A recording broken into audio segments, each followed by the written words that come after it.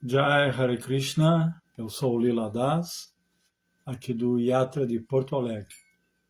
E hoje vamos ler o verso 4 do capítulo 29, canto 3. Canto 3, capítulo 29, verso 4. Explicação sobre o serviço devocional.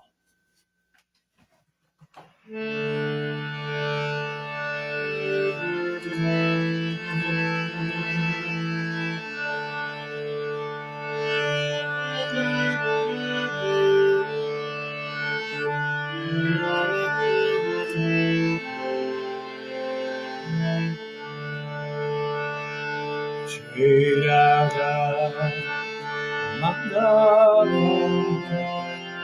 Jayo Kunja Bihari Jai Radha Madhava Jayo Kunja Bihari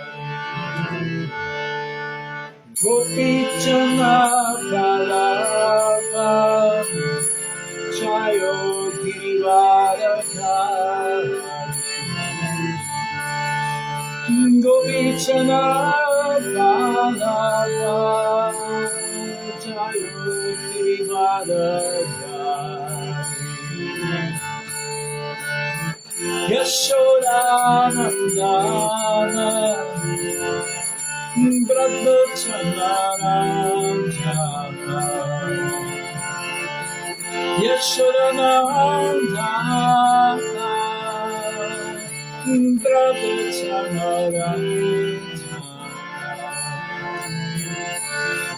Yamuna Chira Brahmachari Yamuna Chira Brahmachari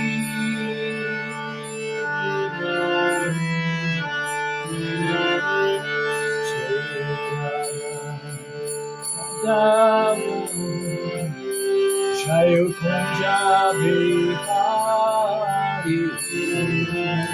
Jai Radha Madhava Jayo Kunja Bihari Hare Krishna Krishna Krishna Hare Hare Hare Rama Rama Rama Hare Hare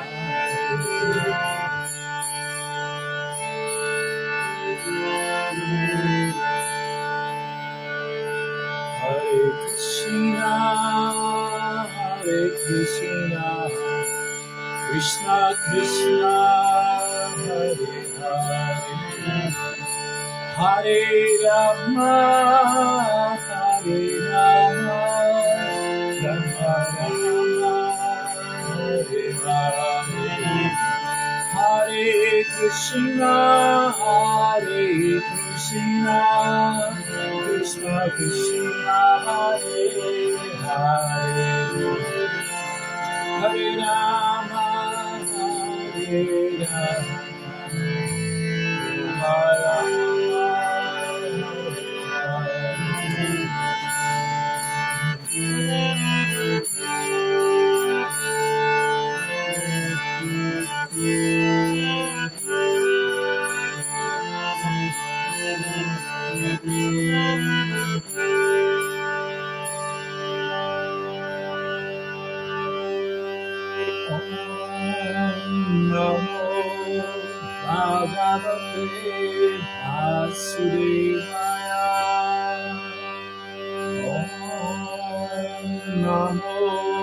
Bhagavate Vasudevaya Om Namo Bhagavate Vasudevaya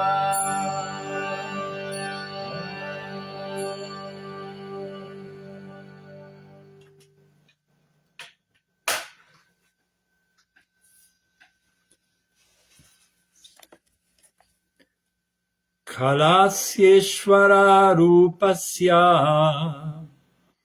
parisham cha parasyate swarupam bhata kurvanti yadito kushalam jana.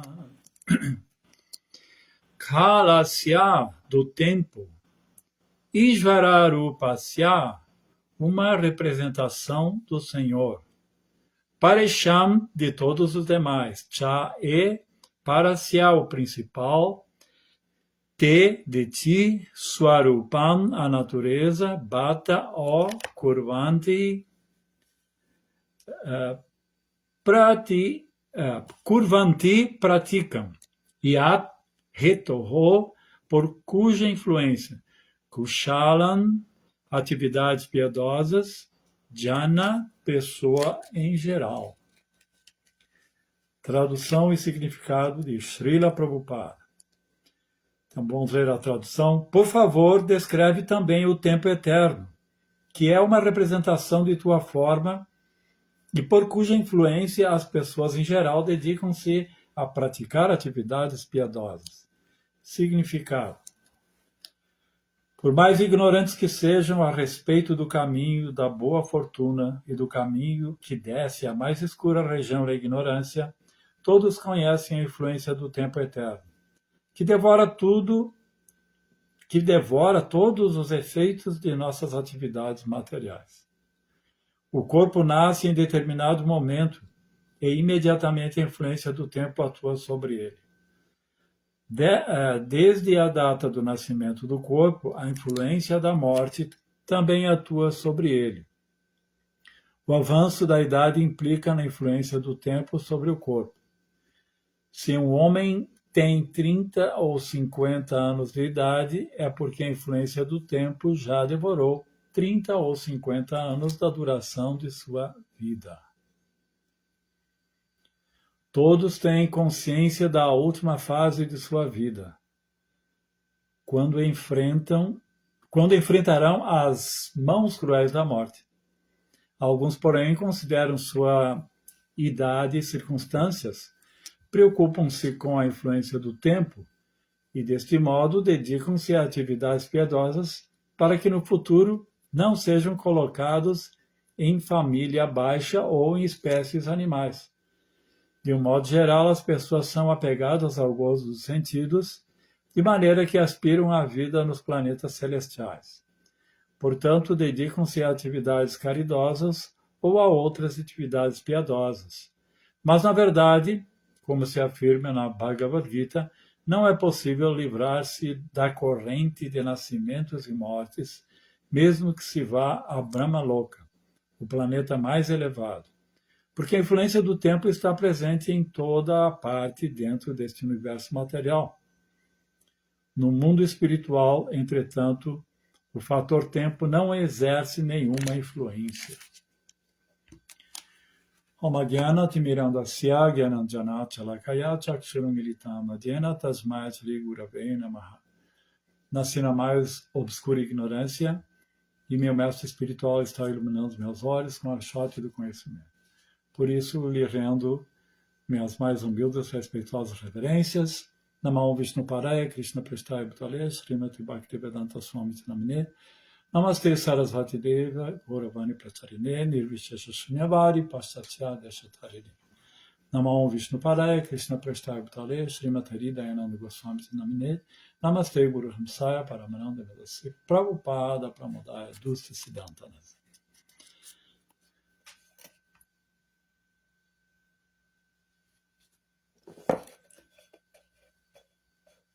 Então, aqui,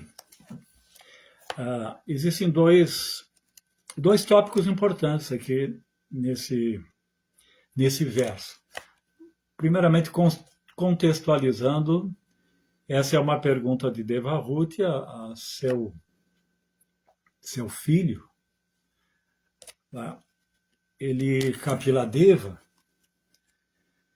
e o capítulo é a explicação sobre o serviço devocional.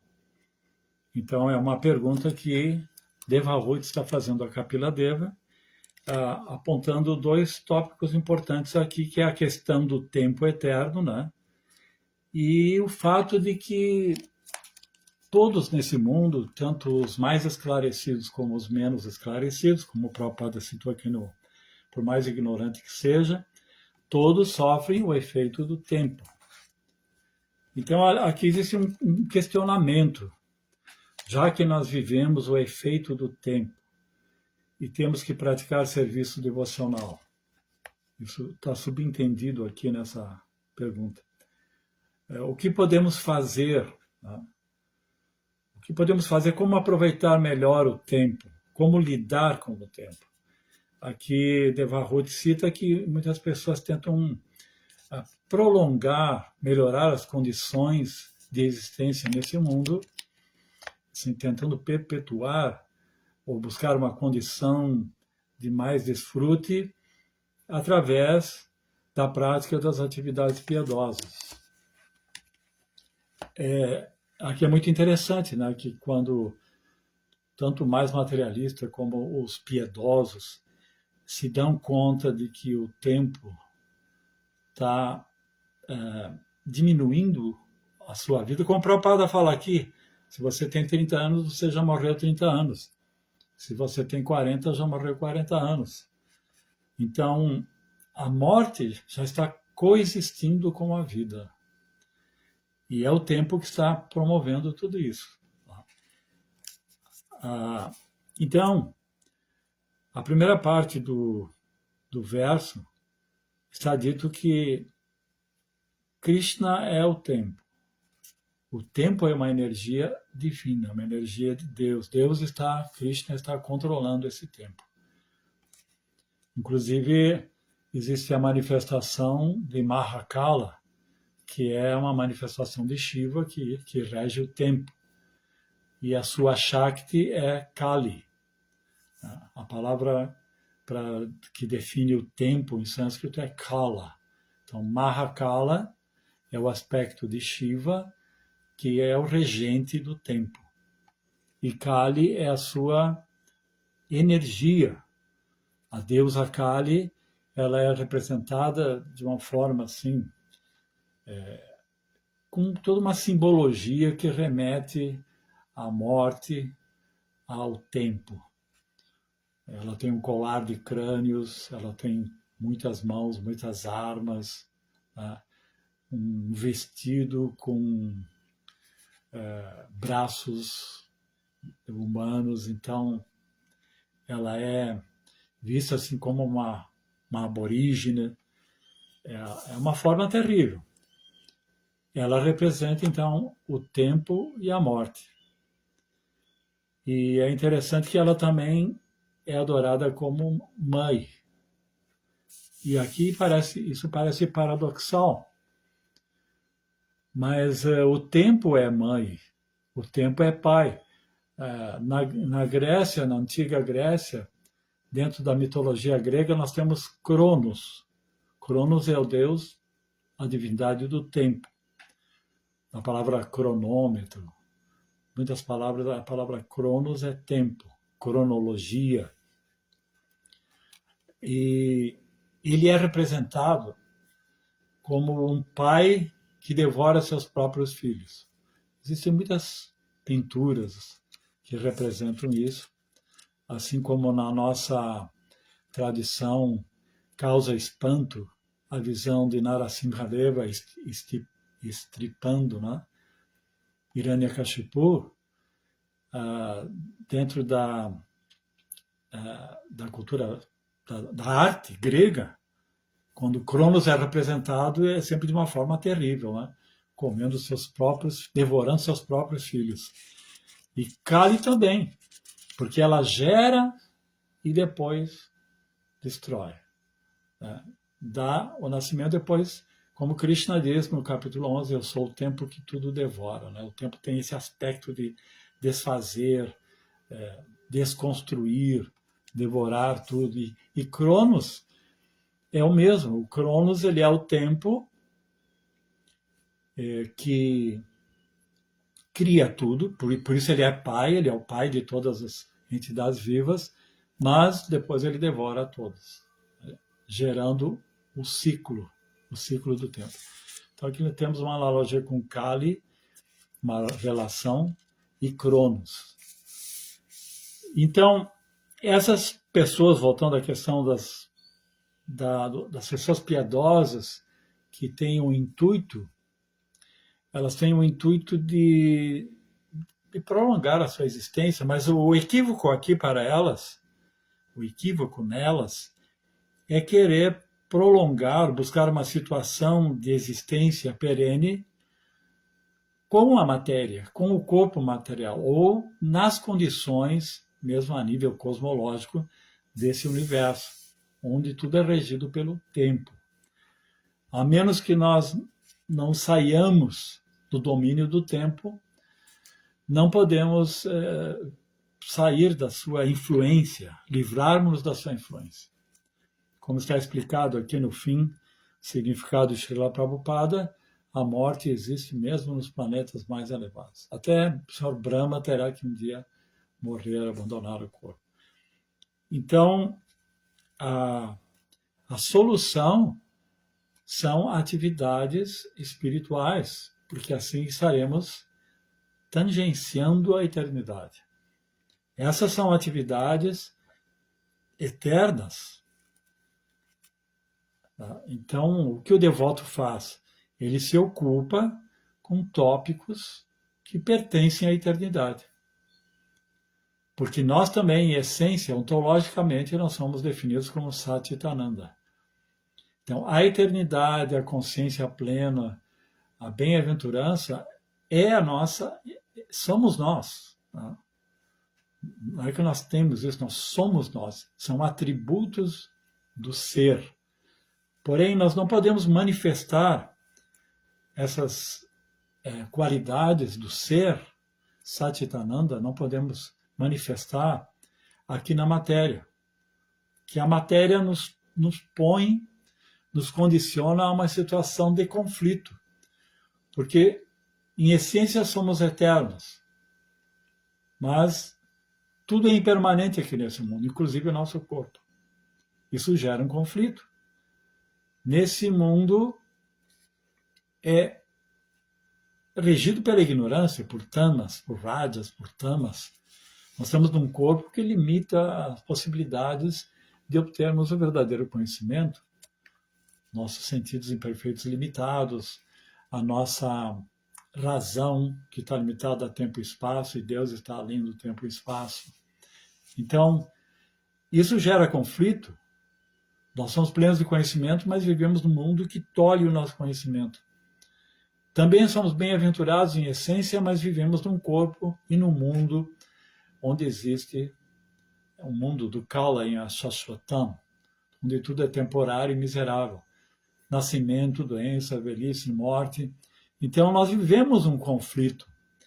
E, intuitivamente, todos desejam resgatar, consciente ou inconscientemente, e a maior parte das entidades vivas faz isso inconscientemente, por um ímpeto que provém da própria alma, de buscar resgatar uma condição de Satchitananda, o que só é possível tendo um corpo espiritual e tendo alcançado os planetas espirituais, onde tudo é Satchitananda, onde não existe a influência do tempo.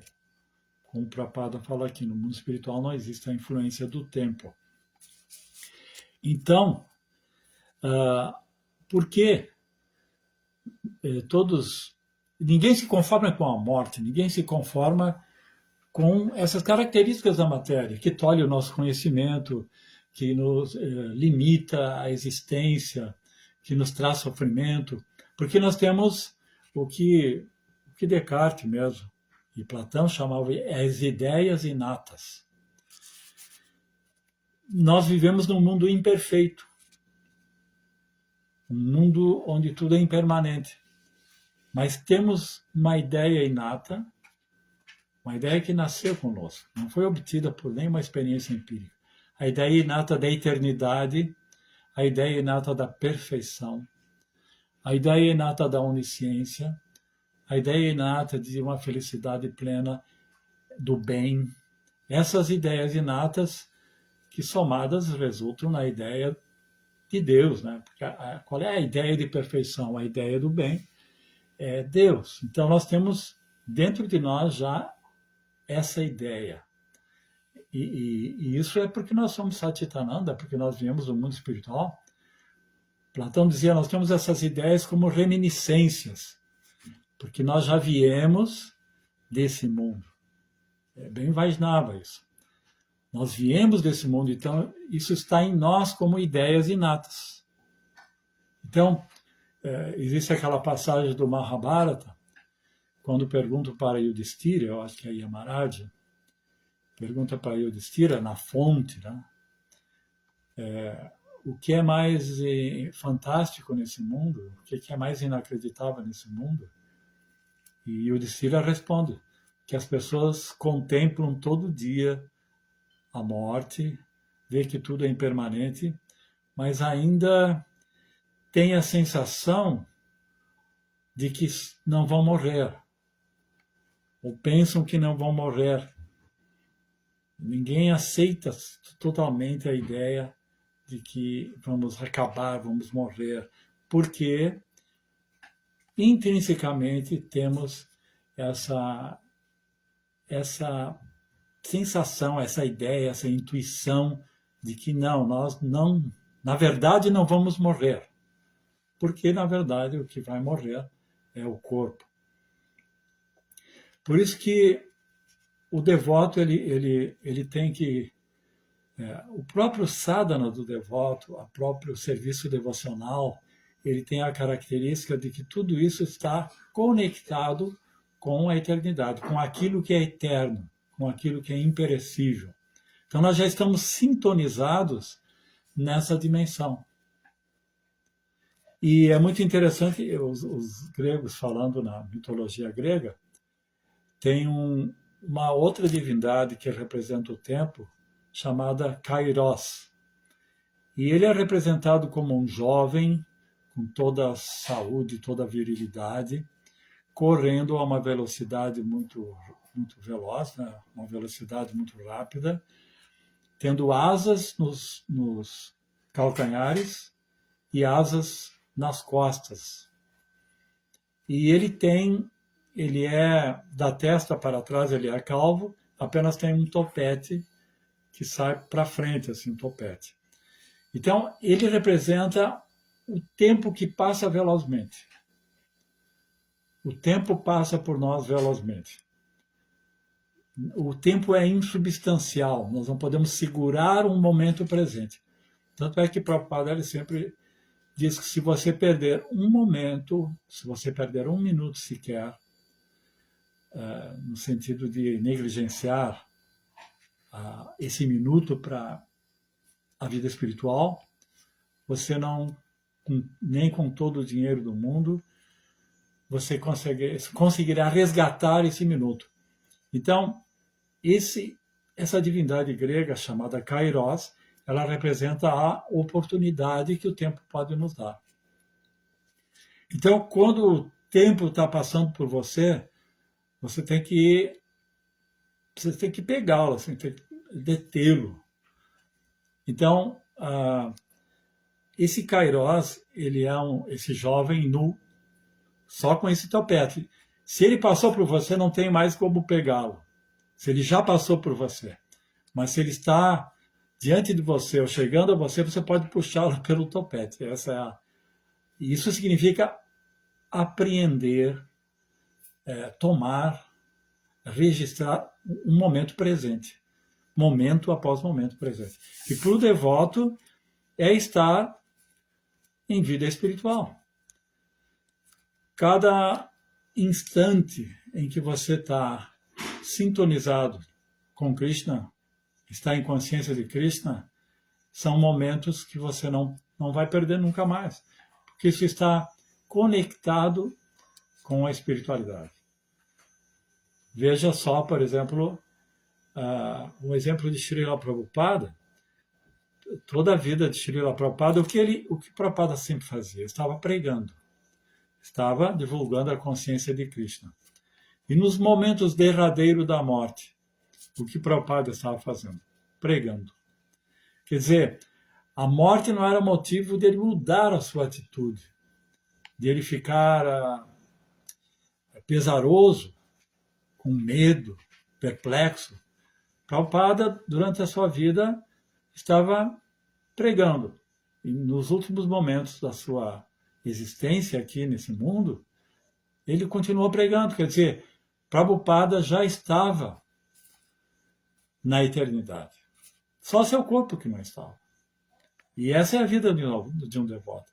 Tem outras passagens também interessantes. Uma passagem da vida de São Francisco, que um discípulo pergunta para ele: Mestre, se você souber que amanhã é o dia de sua morte, o que você vai fazer?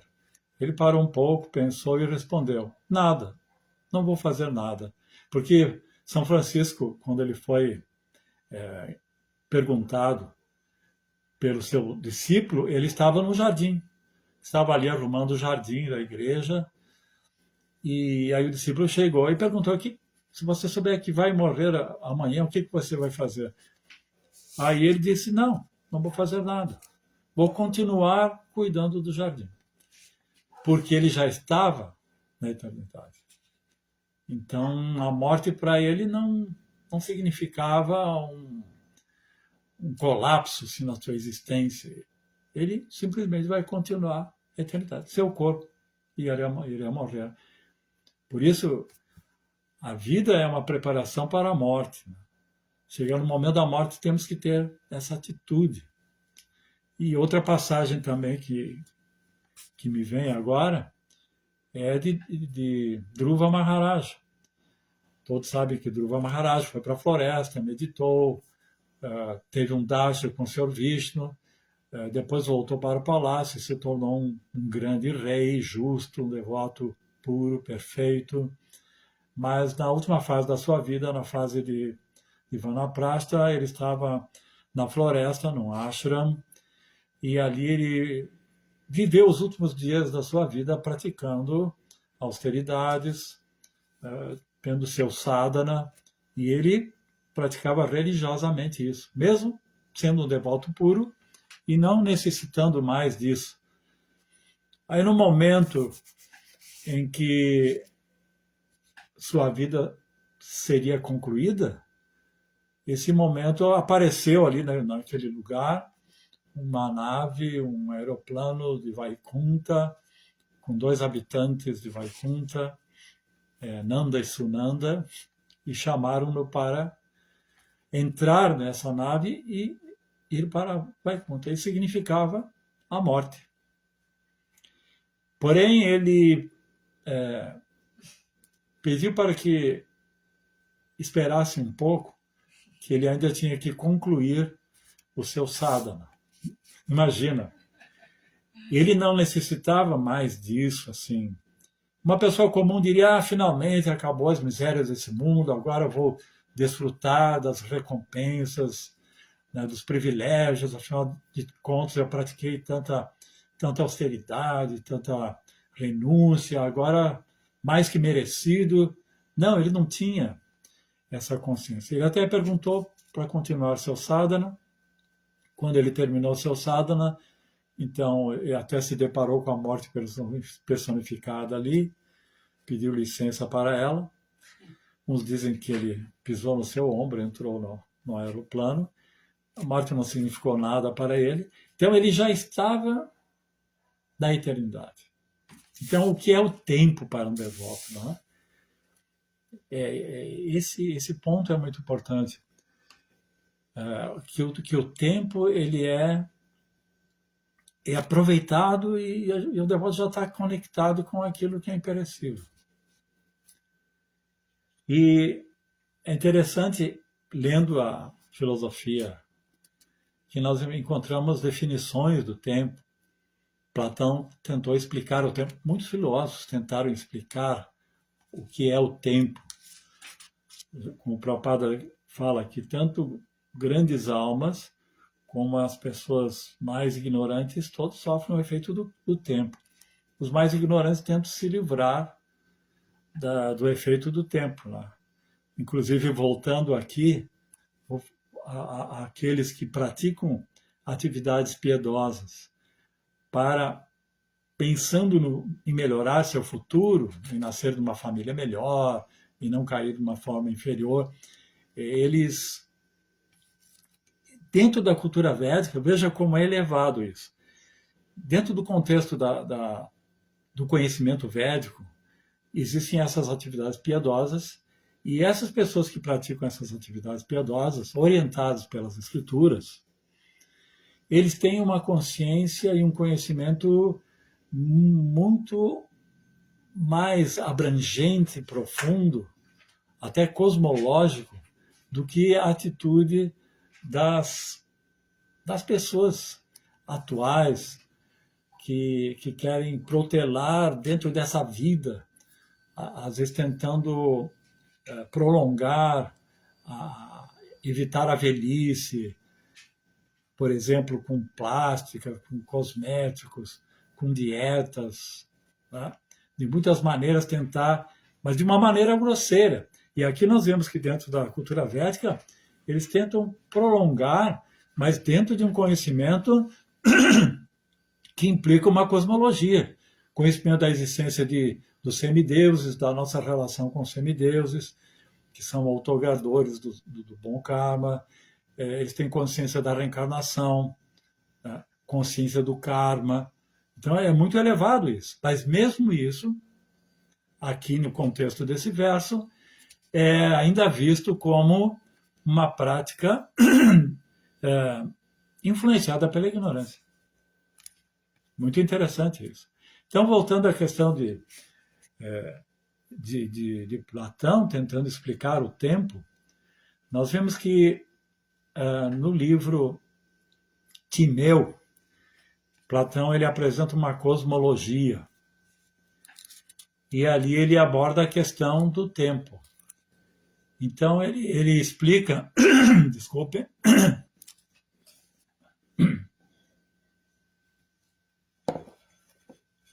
ele explica que existe a eternidade. E quando o artesão do universo, né? Como é o nome agora não lembro, mas existe uma divindade que Platão apresenta como aquele que vai fazer com que as ideias originais do mundo superior espiritual, elas é o demiurgo, né? Elas irão se manifestar aqui da forma mais perfeita possível. Então, todas as formas que nós vemos aqui nesse mundo, elas são projetadas, amalgamadas por essa divindade, que é o demiurgo, da forma mais perfeita possível. Só que aqui essas formas não vão sofrer o efeito do tempo. Toda essa criação do demiurgo, e é muito interessante que esse demiurgo, nós também damos a ideia de um demiurgo, de um criador das formas, que possibilita a manifestação das almas nesse mundo. Essa ideia é Brahma, é o Senhor Brahma, isso equivale ao Senhor Brahma. É a mesma verdade. Só que quando o demiurgo cria essa manifestação, ele não pode reproduzir a realidade eterna do mundo espiritual. Senão seria uma réplica. Vejam que como Platão é muito inteligente. Se o demiurgo, ou se Brahma, reproduzisse nesse mundo o Vaikuntha, os mundos espirituais, ele estaria só fazendo uma réplica. E aí não teria por que fazer isso. Porque há um propósito da existência do tempo nesse mundo. Porque se não tivéssemos o efeito do tempo, que tudo devora, a impermanência, as misérias desse mundo, nós ficaríamos acomodados aqui para sempre. E não voltaríamos para o mundo espiritual. Então, por muitos motivos, o tempo tem que atuar, tem que existir. Então, Platão ele define o tempo como a imagem móvel da eternidade. Muito interessante isso. O tempo que está atuando nessa manifestação cósmica é a imagem móvel da eternidade. Porque a eternidade, tudo que é eterno, não é móvel, no sentido de que movimento significa mudança, transação, mudança, modificação. É o que o tempo faz. Cria, mantém, destrói. Isso tudo é mudança. Mas no mundo espiritual não há a necessidade dessa mudança. Vamos considerar uma árvore em Vaikunta, uma árvore em Vrindavana. Essa árvore aí, ela está na condição da sua perfeição máxima, que é Satchitananda. Toda a variedade que existe no mundo espiritual, ela está nessa perfeição máxima e num presente eterno, num presente que não... É como se você conseguisse segurar o presente. Tá? Mas ali, tudo já está na sua perfeição. Vou dar um exemplo, por exemplo, você vê uma roseira. Nessa mesma planta você vê rosas que estão despetalando, outras que estão ainda em botão, mas existe uma rosa que está na sua perfeição máxima. Se você conseguisse congelar o tempo, essa rosa estaria eternamente bela, perfeita. E no mundo espiritual, tudo está estático, nesse sentido assim. Essa árvore do mundo espiritual, que não sofre o efeito do tempo, ela está sempre na sua perfeição, que ainda por cima é Satchitananda. Então ela não terá que envelhecer, experimentar uma degeneração, uma decrepitude, ela não terá que gerar sementes para depois essas sementes germinarem, crescerem e se tornarem adultas, depois decair novamente e assim cair no ciclo do tempo, porque o tempo é cíclico. A visão védica e a visão da filosofia grega é que o tempo não é linear, como é apresentado na teologia cristã. Que existe a criação do universo, a Gênesis, depois o Apocalipse e acabou. O tempo ele é circular, o tempo ele é cíclico. Então Platão dava essa definição, que o tempo é a imagem móvel da eternidade. E isso é bem védico. Também nós podemos ver outros filósofos tentando explicar o tempo. Por exemplo, o Santo Agostinho. Santo Agostinho, ele do século IV, né, ele foi o expoente dessa fase da filosofia medieval, dos primórdios da teologia cristã, chamada patrística. Depois veio a escolástica. E na época existia uma pergunta tola. E essa pergunta é: o que fazia Deus antes de criar o universo?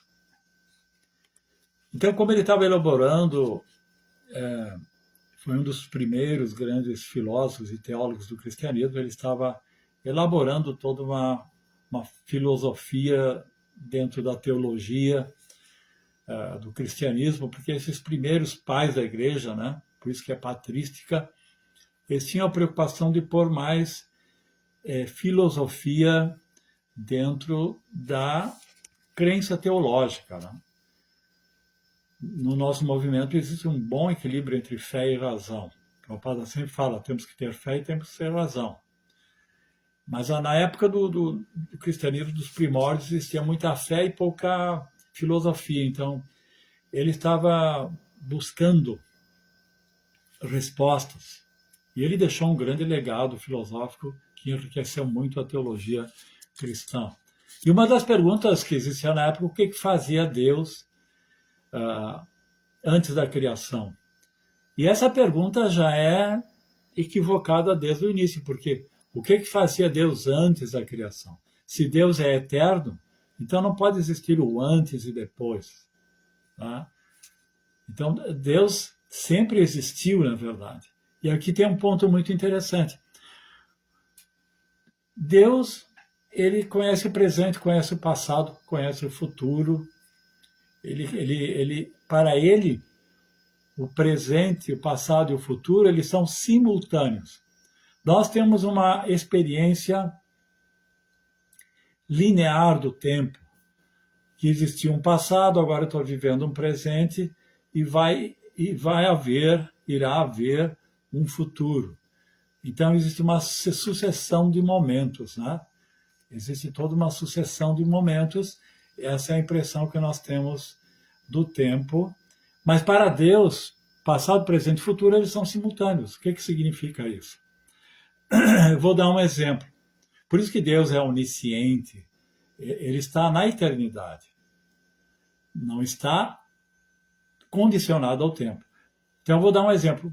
Vamos ver o exemplo de um livro.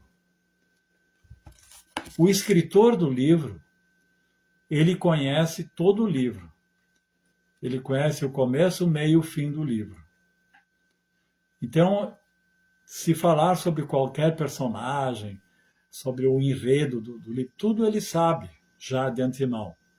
Já ao passo que um leitor, ele terá que ler, ele terá que passar gradualmente, momento após momento, palavra por palavra, frase por frase, parágrafo por parágrafo, capítulo por parágrafo, não, capítulo por capítulo.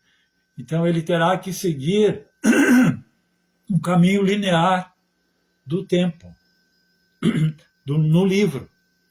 Mas o escritor do livro, o autor do livro, ele já conhece tudo. Ele já sabe. Vamos supor que o leitor está no meio do livro. O escritor já sabe o que vai acontecer. Ele sabe o desfecho desse livro. Então, essa é a posição de Deus. Que Deus ele conhece presente, passado e futuro simultaneamente. Ao passo que nós temos que transcorrer no tempo. Nós estamos vivendo momento a momento. Então, voltando a Santo Agostinho, tinha essa pergunta: o que fazia Deus antes de criar o mundo? Aí, no seu livro Confissões, no capítulo 11, ele faz uma abordagem filosófica que se tornou clássica, muito esclarecedora sobre o tempo. Então, ele considerou, e nós podemos comprovar isso, que o passado não existe porque já passou. O futuro ainda não existe. E o presente, que é o que nós poderíamos dizer que desses dois, passado e futuro, é o que existe, nem o presente é substancial, nem o presente ele realmente existe, porque o presente está sempre se tornando passado. Quando eu comecei, as primeiras palavras que eu usei para explicar essa ideia já são passado. Então, o presente está sempre escorregando para o passado, está se tornando passado. Então, nem o presente existe, nem o futuro existe, nem o passado existe. O tempo parece ser insubstancial. E uma colocação interessante de Santo Agostinho é que ele dizia que quando eu penso sobre o tempo, quando me pergunto sobre o tempo, eu sei. Todo mundo tem a impressão de saber sobre o tempo, né? O passado, presente, futuro. Parece que nós vivemos sempre em função do tempo. Então você tem a impressão, como você está realizando isso, eu tenho a impressão de saber. Mas quando alguém pergunta, eu não sei. Porque aí quando você vai explicar o que é o tempo, aí você não sabe. Tá? Quer dizer, todo mundo tem uma experiência do tempo, mas a ideia do tempo, a razão, a filosofia do tempo, é difícil de explicar. Então, Passado não existe, futuro não existe, o presente deixa de existir a cada momento. Então, o que que existe na verdade? O que que é esse passado, esse futuro? Porque isso são funções psicológicas. Dentro da nossa psicologia, nós temos memórias. Dentro da nossa psicologia, nós temos uma expectativa do futuro, uma ideia do futuro. E dentro da nossa mente, nós temos uma percepção do presente, mesmo que ele sempre se torne passado. Nós temos uma percepção, nós temos uma intuição. Então, o que significa o passado para nós? Significa a memória. Mas isso está na nossa psicologia. E o que significa o futuro? A expectativa, uma previsão. E o que significa o presente? É a nossa percepção no presente. Agora, Santo Agostinho chegou a uma conclusão interessante, que esse movimento interno psicológico, essa dinâmica de memória, intuição e expectativa, ela é só psicológica. Ela só acontece dentro da nossa mente. Ele dizia isso é uma qualidade da alma. Mas no mundo externo só existe a sucessão infinita de momentos. Porque a natureza em si não tem essas memórias. A matéria em si. Claro que nós sabemos que por trás da matéria existe o paramato, mas a matéria em si, ela não tem. Fora da natureza existe um tempo, que é esse tempo cronológico do relógio, esse tempo. Mas dentro de nós existe um tempo psicológico, onde nós temos memória, expectativa, onde nós temos a intuição. E se não tivéssemos essa dinâmica interna, não poderíamos estar agora fazendo o que estamos fazendo. Porque nós estamos tentando compreender um conhecimento aqui, uma linha de raciocínio, tentamos seguir uma linha de raciocínio. E se nós não tivéssemos a memória do que foi falado desde o início da aula, uma espécie de previsão de como será a conclusão, se não tivéssemos essa dinâmica interna, não poderíamos conhecer nada. Porque cada palavra seria anulada pelo tempo e elas não teriam, assim, a conexão de significados que o raciocínio, que a razão, que é promovido pela memória, pela inteligência. Então, muito interessante essa conclusão que Santo Agostinho tomou. Então, é baseado nisso, nessa psicologia interna, também baseado no comer, dormir, defender-se e procriar, no sentido de defender-se, que eu tenho que defender a minha existência, então eu vou ter que agir de tal forma que eu tenho que perpetuar a minha vida, eu tenho que evitar o tempo passar, tenho que evitar a morte, tenho que evitar a doença, só que pelo caminho errado, pelo caminho da matéria. Então, essa atitude mental que nos faz buscar uma situação, tanto as ideias inatas de que no fundo nós somos Satitananda, tanto a ilusão de defender a nossa existência, lutando contra o tempo, como a nossa necessidade de existirmos, de resgatarmos Satitananda, tudo isso nos faz buscar. Porém, nós temos que entender a diferença de espírito e matéria. O espírito já está na eternidade e a matéria está no tempo. Nós, como alma corporificada, temos que coexistir com toda essa mudança. Porém, quando a nossa identificação é voltada para o eu, nós já estamos conectados com aquilo que é perene, que é a eternidade. E por isso que quando chegar o momento da morte, aquele que esteve sempre envolvido com essas questões, com a espiritualidade, entenderá que é só meu corpo que está chegando ao seu fim. Mas eu vou continuar o que eu estava fazendo em outro lugar, em outra existência, mas ainda consciente de Cristo. Então, eu acho que já abordei as questões desse verso. Jai todas as glórias a Srila Prabhupada. Obrigado pela presença de todos. Vou tentar ler aqui os significados,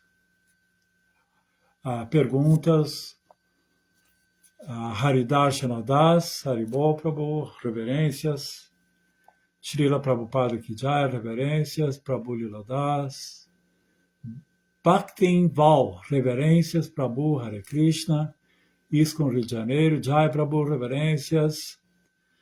ISKCON Rio de Janeiro. Dhruva também pediu que sua mãe também viesse com ele para Vaikuntha. É interessante, porque quando Dhruva Maharaja foi humilhado pelo seu pai, porque o que aconteceu é que Dhruva Maharaja tinha um irmão mais novo.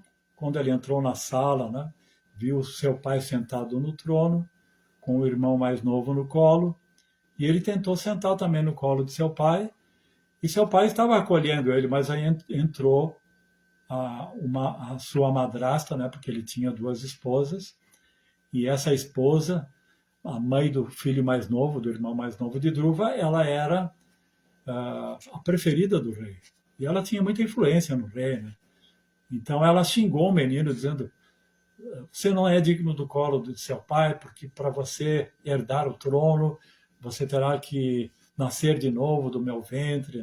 Ela humilhou. E Dhruva Maharaj, com a sua natureza kshatriya, se sentiu ultrajado, desonrado, e foi até sua mãe e explicou o que tinha acontecido.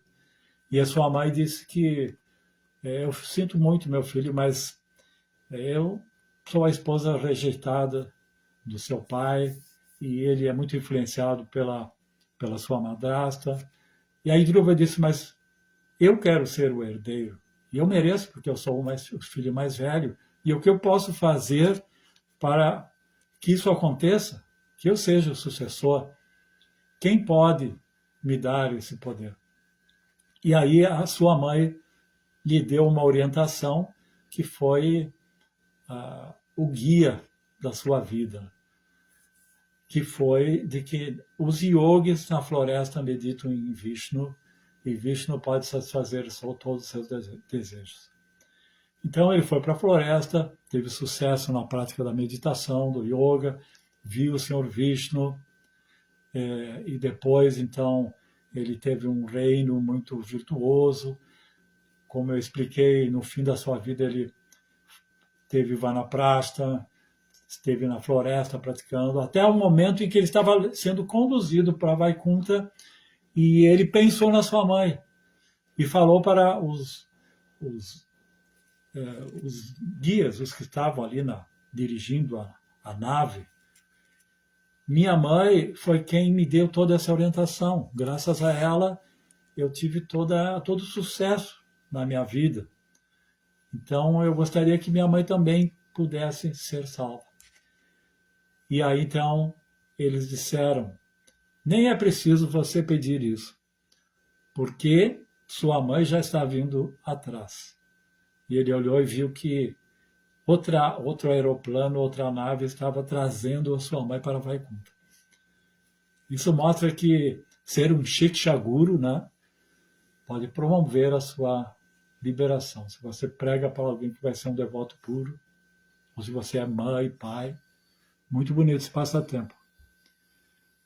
Então, isso com o Rio de Janeiro, pois graças às orientações iniciais de sua mãe, ele se encontrou com Vishnu. Exatamente o que comentamos agora.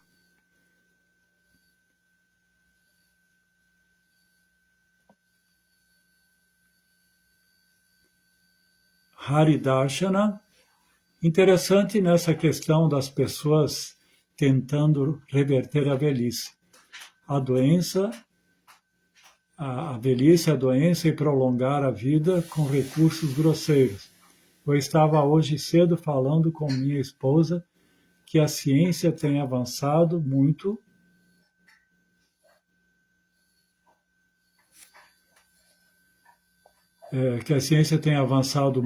em tecnologia, mas na esfera orgânica, no combate às doenças, a ciência está aquém. Isso porque a ciência, para combater as doenças e outros infortúnios, são práticas. Sim, tá. São as práticas no modo da bondade, que é o que vai fazer com que a pessoa realmente possa melhorar a sua condição de vida, né? Esses são recursos refinados.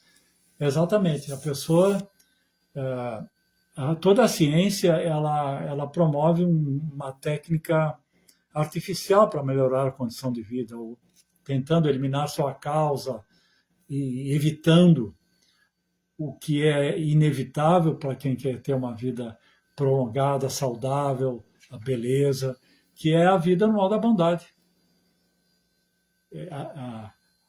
Seguir o Dharma, a espiritualidade. Uma pessoa ela pode ter uma idade avançada, mas se ela é espiritualizada, ela é bela, ela tem beleza, ela tem uma espécie de juventude perene. Isso nós temos que ver. Mas os recursos modernos podem ter avançado muito. Mas eles não tocam nesse ponto, né? Do que seria a condição sáttvica, o modo da bondade, que nós, dentro da nossa tradição védica, nós enfatizamos. Como o Prabhupada dizia, se alguém pode ser feliz nesse mundo, é no modo da bondade. Sérgio Pacheco, Haribol, reverências, Sanatana Dharma, Haridarshana Das. Tá, aqui eu já li. É sempre... Sérgio Pacheco, não seria o tempo uma ideia aflitiva para que nos aproximemos do Eterno? Assim como o Maya, uma energia do próprio Senhor que nos ajuda a escolhermos voltar para o Senhor Supremo? Contextualizando isso na teologia cristã, não tenho certeza se é Santo Agostinho ou é Santo Tomás de Aquino, exatamente. São Tomás de Aquino dizia que o bem e o mal, o tempo, na sua característica destrutiva, ela nos induz ao bem, né? Porque na experiência de viver o mal, você, por natureza, vai procurar o bem. Então, tanto Maya te dá uma comprovação de que esse mundo não é a sua morada verdadeira, como o tempo que está a serviço de Maya. Mas eles são professores, né? São Tomás de Aquino falava isso. Que o mal, o sofrimento, né? Ele vai te levar à sabedoria, cedo ou tarde. E nós que acreditamos na reencarnação, então, não há dúvidas quanto a isso. Sérgio Pacheco, minhas reverências. Marcelo A. Magalhães, se Krishna já conhece nosso futuro, então o nosso destino já está traçado? Essa é uma pergunta clássica, né, da filosofia. Ele conhece o nosso futuro, porém nós temos o livre-arbítrio. Nós podemos... É dito que o nosso livre-arbítrio ele é muito limitado. Porém, nós ainda temos... Se nós não tivéssemos essa liberdade de escolhermos nosso futuro, então o amor a Deus não se justificaria, porque nós temos que ter a liberdade de optarmos, em última instância, entre Krishna e Maya. Então, você tem que ter uma certa possibilidade de escolher como você quer o seu futuro. Mesmo assim, Krishna já conhece as duas alternativas. Mas nós não. Nós temos que trilhar momento após momento. Mas podemos ter uma informação. Aqui nós tocamos num ponto muito importante. Vamos ver o caso de Arjuna. Krishna já conhecia o futuro, Arjuna não. Mas o que aconteceu? Que no capítulo 11, Krishna deu poder para Arjuna contemplar a forma universal, e ali ele contemplou também o tempo. Ele viu todo o passado da criação e ele contemplou também qual seria o futuro da batalha de Kurukshetra. Então, ele viu o futuro, em função de ele ter visto o futuro. Para nós que não recebemos esse poder de ver o futuro a nível como Arjuna pôde ver, com esse poder místico, nos cabe sermos advertidos do futuro, dentro da lei da causalidade, pelo mestre espiritual, pelas escrituras. Né? Isso nos permite fazer escolhas. Né? Por exemplo, o passado é uma flecha que você já lançou. O futuro é uma flecha que você vai lançar. E o presente é uma flecha que você vai lançar agora. Então você pode escolher a direção se você tiver conhecimento. A escolha do futuro ainda está nas suas mãos. E esse futuro será a qualidade, a característica, a natureza desse futuro será influenciada pela qualidade, pelo conhecimento que você tem, pelos desejos que você tem. Então esse é o ponto. Muito interessante essa pergunta, é uma pergunta clássica. Tá? A questão do destino.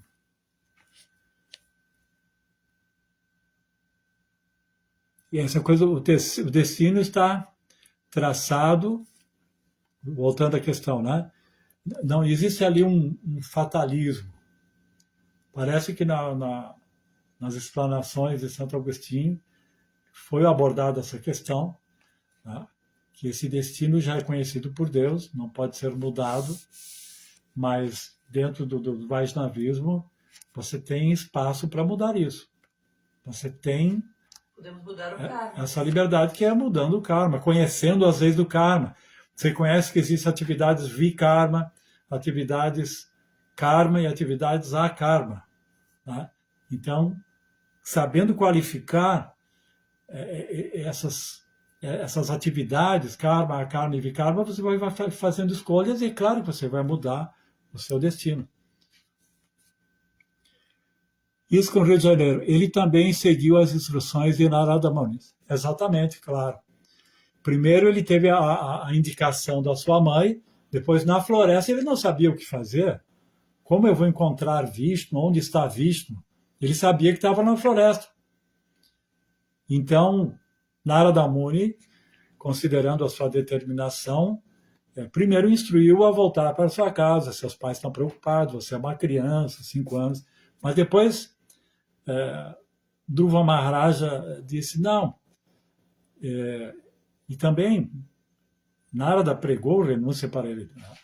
Que esse desejo é um desejo material, muito ambicioso, mas ele disse, Dhruva, mas eu sou kshatriya, essa minha natureza passional, eu tenho que seguir essa minha natureza. Então, Narada Muni, muito importante esse ponto, teve a mãe dele, teve Narada Muni, que foi seu mestre e que deu toda a orientação. Que sem um mestre espiritual, você até pode ter alguém te dá o Bhagavad Gita, está todo aí o conhecimento, mas é o mestre que vai personificar, que vai analisar a sua situação singular e vai orientar esse conhecimento dentro da sua realidade. Então, essa colocação é muito importante. Haridarshana Das. É muito interessante essa discussão no seio da filosofia em que alguns pensadores propuseram a ideia de que o ser humano nasce com uma folha em branco, mas outros, como Platão, propuseram que o ser humano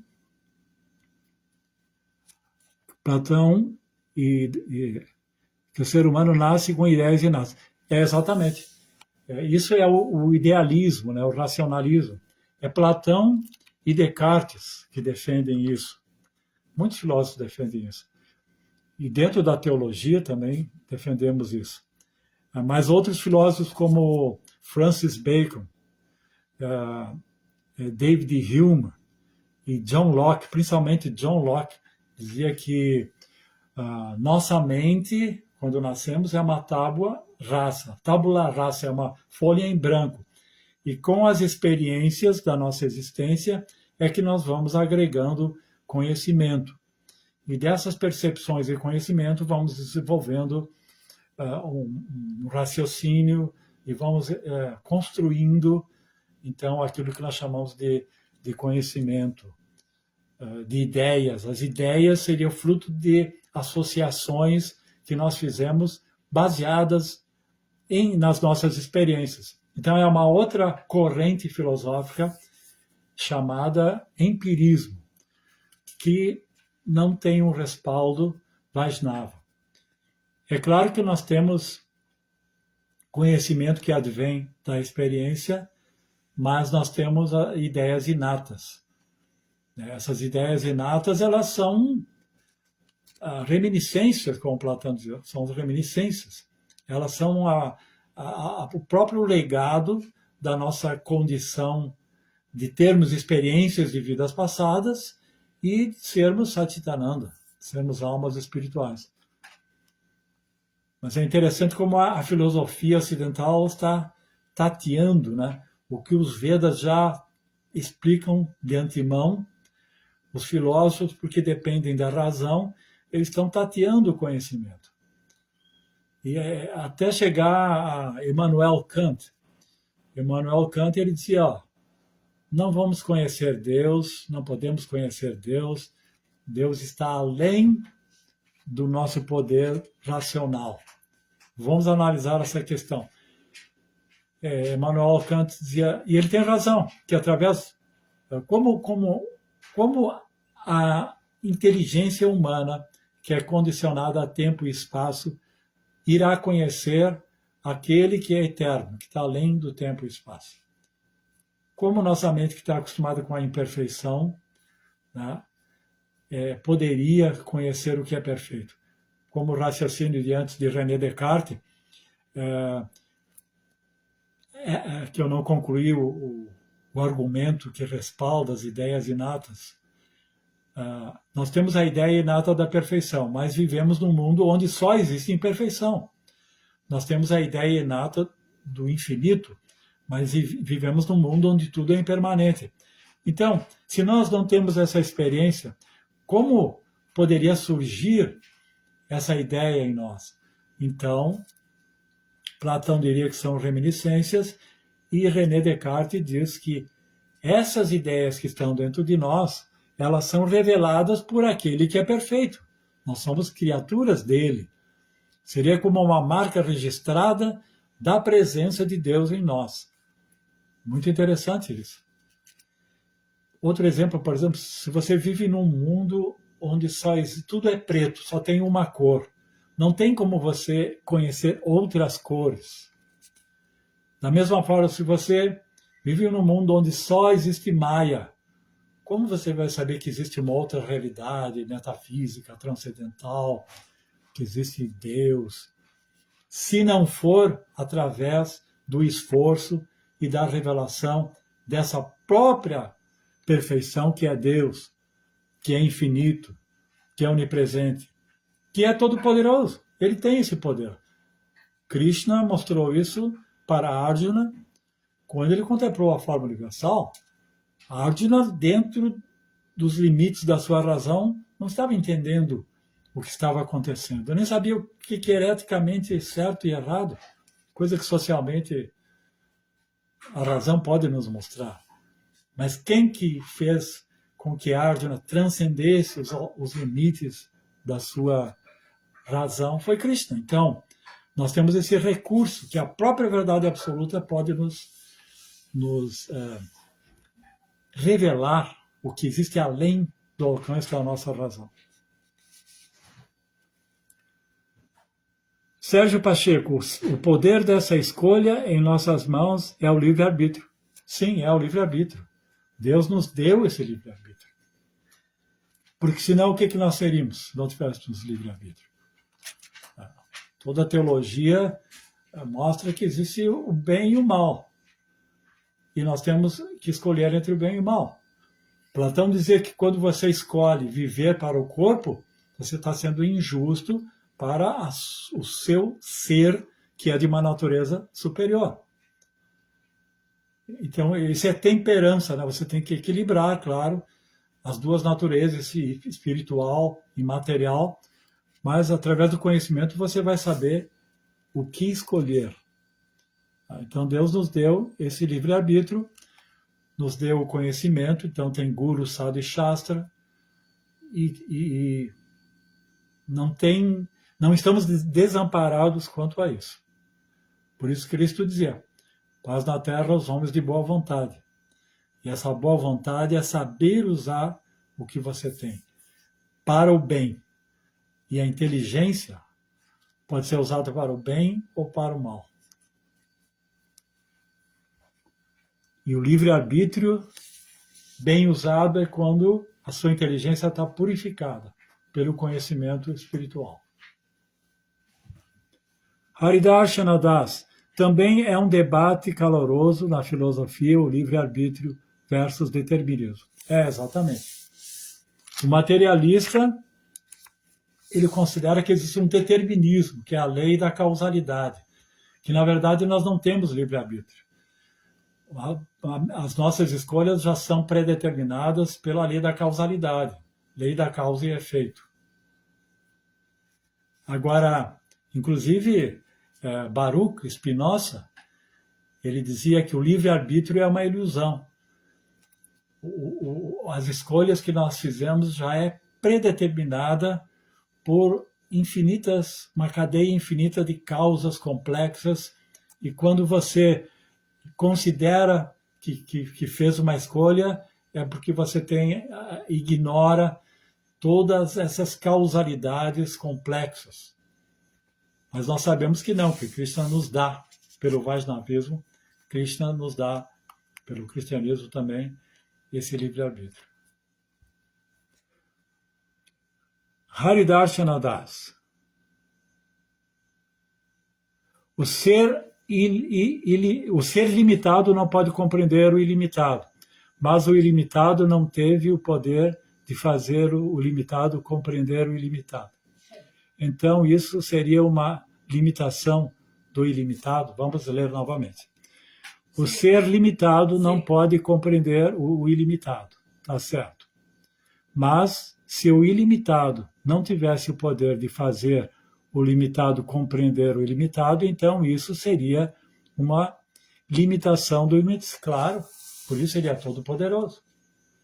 Boa colocação isso. É ele que pode nos fazer... E o que aconteceu no exemplo de Arjuna. Isso é Bhakti Yoga, né? É o ilimitado sendo providente com o limitado. Agora aqui não sei se tem mais Haridarshana. Eu acho que então agora, se eu não pude ler algum, me desculpem, depois eu vou responder mais tarde. Então, já todas as glórias a Srila Prabhupada e obrigado pela presença de todos.